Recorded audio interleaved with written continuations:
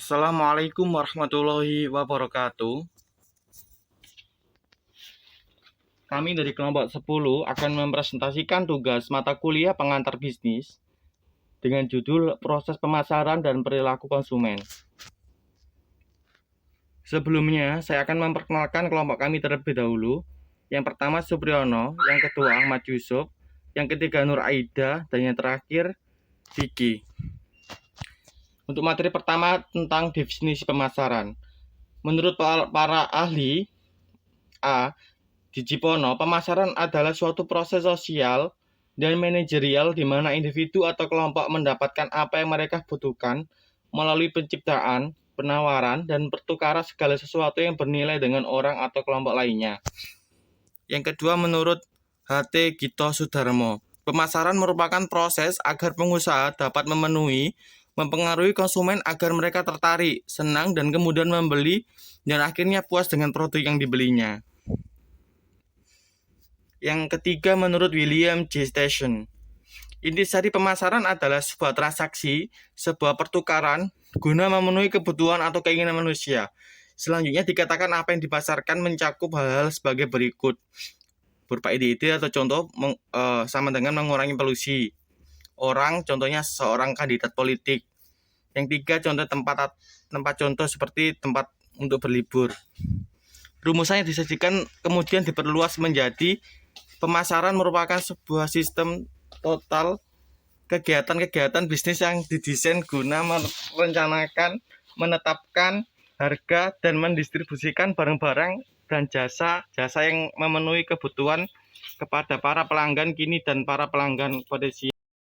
Oke, assalamualaikum warahmatullahi wabarakatuh.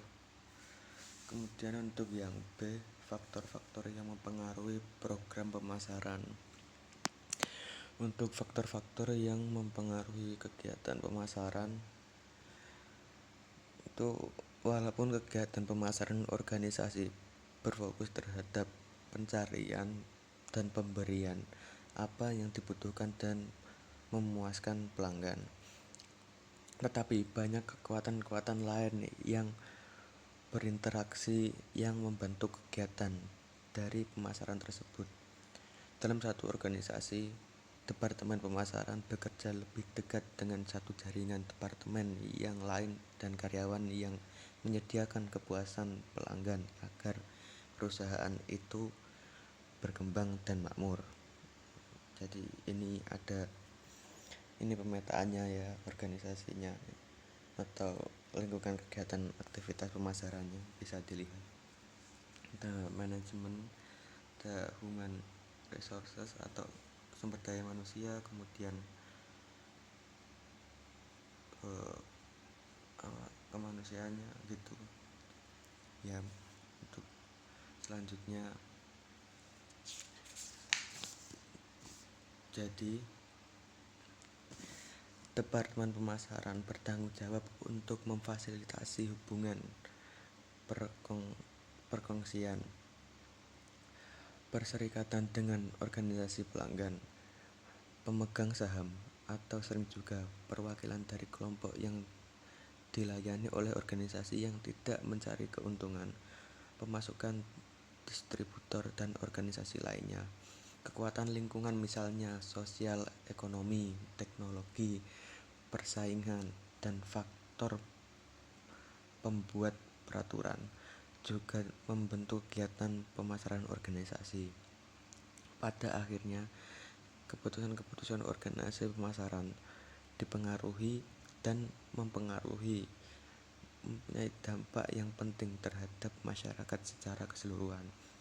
Organisasi harus berusaha secara terus-menerus menjaga keseimbangan kepentingan untuk individu dan kelompok.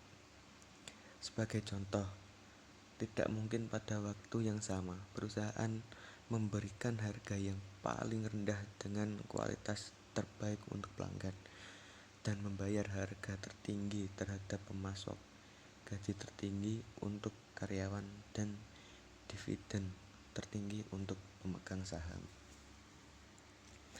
Pemasaran ada di mana-mana. Istilah pemasaran disederhanakan dengan peliputan penjualan barang nyata, misalnya sabun, sampo, dan lainnya, yang menunjukkan bahwa segala sesuatu dapat dipasarkan. Manajer pemasaran yang bekerja dalam jasa seperti hotel, penerbangan, dan departemen store. Pemasaran pada turis mempunyai pemasaran yang menjual fitur keunikan kota atau negara. Pemasaran dapat menolong atletik, selebriti, dan politikus. Seperti itu. Dan pemasaran menjual pengalaman juga. Ya, untuk materi B itu saja. Lanjut ke materi C. C. Bauran pemasaran. Bauran pemasaran adalah suatu strategi pemasaran yang menggabungkan beberapa elemen di dalam marketing mix itu sendiri yang dilakukan secara terpadu. Beberapa ahli di bidang ilmu pemasaran pernah menjelaskan tentang pengertian bauran pemasaran. Di antaranya adalah 1. Menurut Kotler dan Armstrong, marketing mix adalah perangkat alat pemasaran taktis yang dapat dikendalikan produk, harga, distribusi, dan promosi yang diadukan oleh perusahaan untuk menghasilkan respons yang diinginkan dalam target market.